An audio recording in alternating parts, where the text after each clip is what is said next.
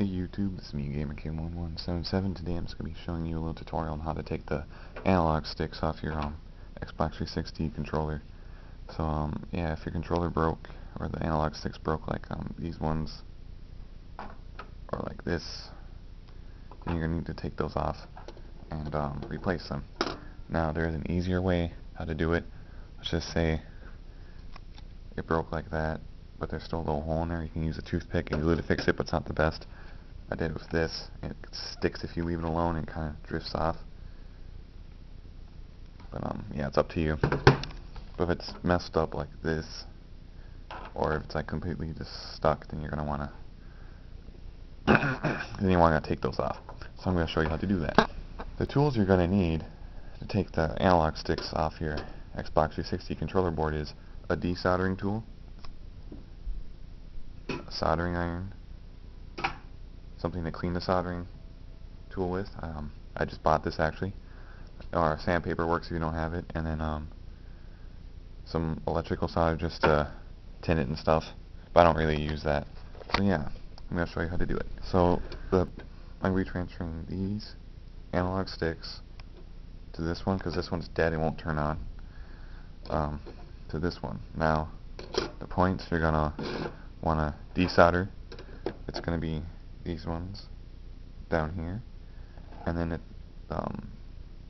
trigger mechanism covers up the one up here, so then you're going to want to desolder these three little pins right there. Now to desolder these, I would start with the ones on the back that you can get to first, and then a trick that I found out to get these off is you hold it there for a couple seconds, and you'll start to see the solder flow to the opposite side, and you get your little de-sucker right here, and then use one other side, and suck it all up. So yeah, now I'm going to take these off. Sorry I can't get a better camera angle, but yeah, I'm just going to do this real quick so for you guys. I also recommend you get something to hold it with, so you can get it off. And sometimes it takes multiple tries to get it off, or sucks. Yeah, you really want something to hold this. You gotta be careful that you don't burn anything else when you're doing it. So if you can see that, I can't. Let me just put that right there. Got one off, and a couple more to go. I've had problems with this thing, keeps on falling. But, oh yeah, also, there's a spot, these two right here, for this little button. On the side, you want to desolder that. It's right next to it. It's kind of hard to avoid. Oh, and by the way, I forgot to say this, you're going to need a 15-watt soldering iron. That helps. And, yeah, just let me get this off real quick. It takes, if you know what you're doing for soldering, you know, it could take like a minute to do this. If you're fast, you've done this before. But if you're new, it might take a couple minutes. Yeah, like I said before, you really gotta want something to hold this. So yeah, let me just take that off real quick and I'll show you guys. Okay, again. Now that I'm like halfway done, when you get up to this part right here, this chip, sometimes they're bigger, depending on what board it is, like this one. You're gonna wanna, what I do is go right at the corner of it right here, and go on the other side, and suck it up. So, like that. Now, when you get to this part over here, where you're right next to the power supply thingy, whatever you want to call it, you're going to have to do different angles to get the solder off. Try not to burn this off, because that's kind of important. But it's okay if you burn the board a little bit, as long as you don't burn it too much. So what I like to do is, you got to go at angles, you know, like I said before. And the middle one, I like to, I know this is really hard to see because my camera sucks, but go on the opposite side, my soldering iron's pointing, and you should be able to get it off. And then to get the top one off, go like this, at an angle at it, like that.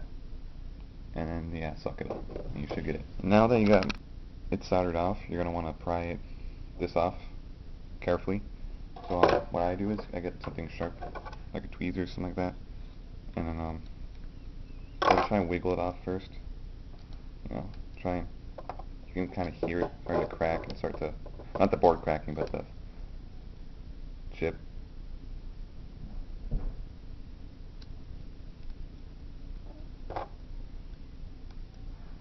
Or you just go underneath it, start to see it lift up.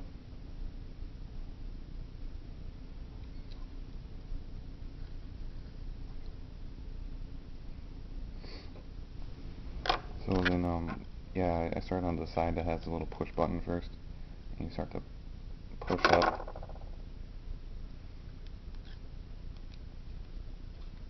And sometimes you just gotta double check things to make sure everything's desoldered. So yeah, get your toothpick or whatever you have, something sharp to push it off. Like it's already starting to come off right here. So I'm going to go on the opposite side, start to do that, and just push up.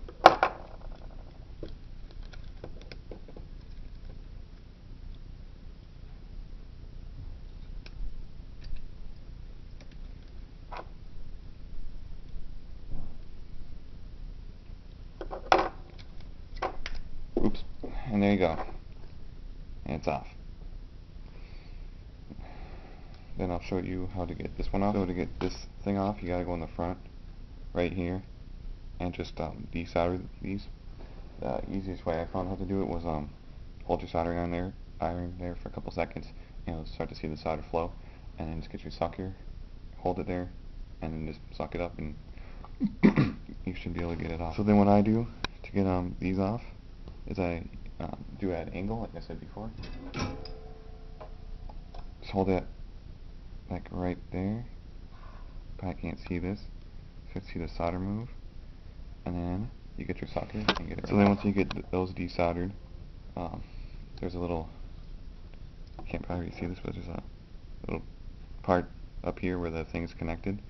And then so what I do is I get something to just push it so it's loose, and then just simply push it off, and then you're going to want to save, if you can get it, your this piece that holds it back together. So yeah, now you have this side off, and you're just going to want to simply do the same thing you did for this one over here, and you should get it off. When you're soldering, make sure, or desoldering, make sure you get the two little points right here, the little button, oops, right there. It's like closest to the middle. It's right there, so make sure you get that off. So then when you have those points all desoldered, you just want to do the same thing again. But we'll make sure it cools down first, and then simply just wiggle it back and forth.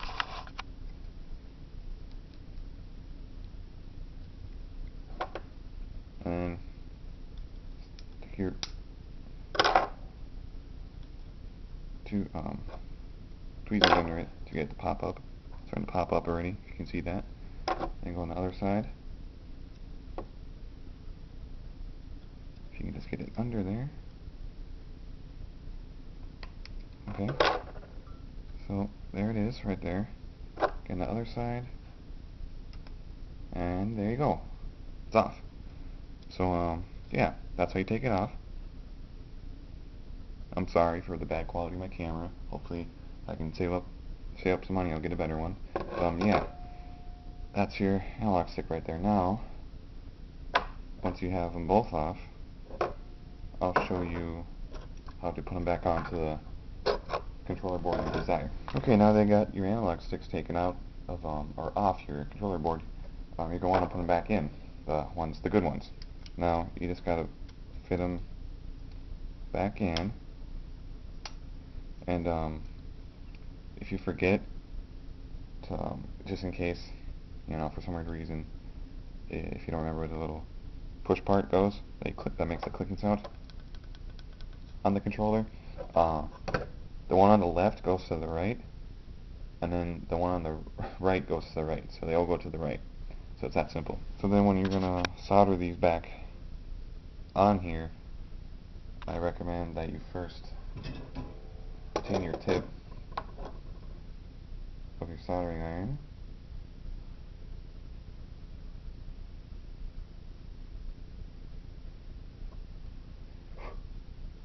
Then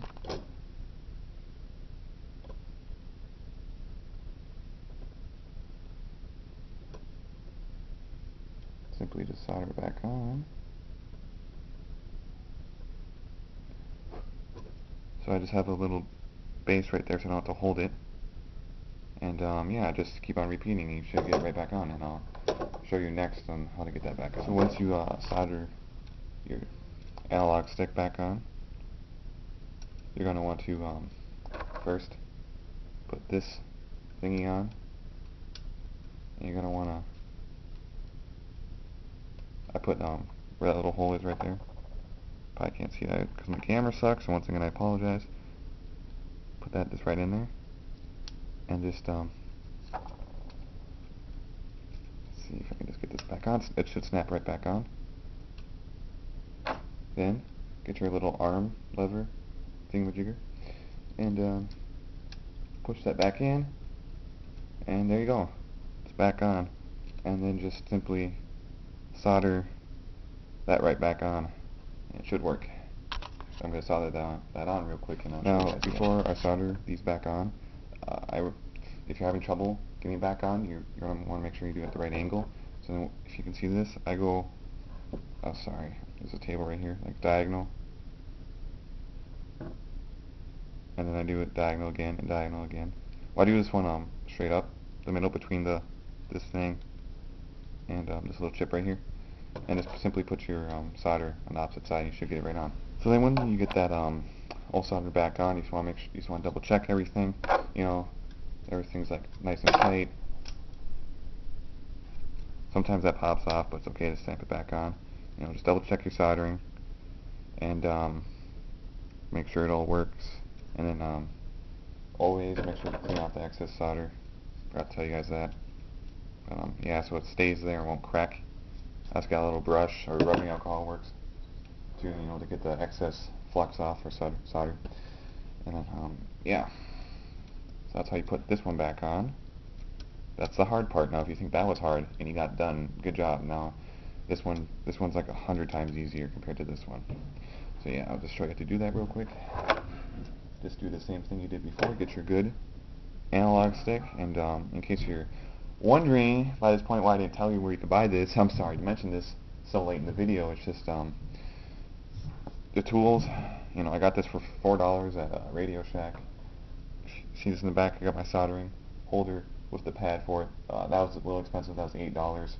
And then if you don't have one of those or don't have the money, just use sandpaper. That works. I've been using that before I've done any of this so far. And yeah, right now on eBay, these are kind of rip-offs. Like, people from China are selling these for like $4 a piece, but some American people are selling them for $3 for 2 pairs. Or you can actually use a wired controller, broken wired controller or whatever, to use analog sticks for it. And then yeah, broken controllers, whatever you got laying around. So simply just put that back in. It should just click right in there. Make sure you push it down nice and flat, and then just solder these back on.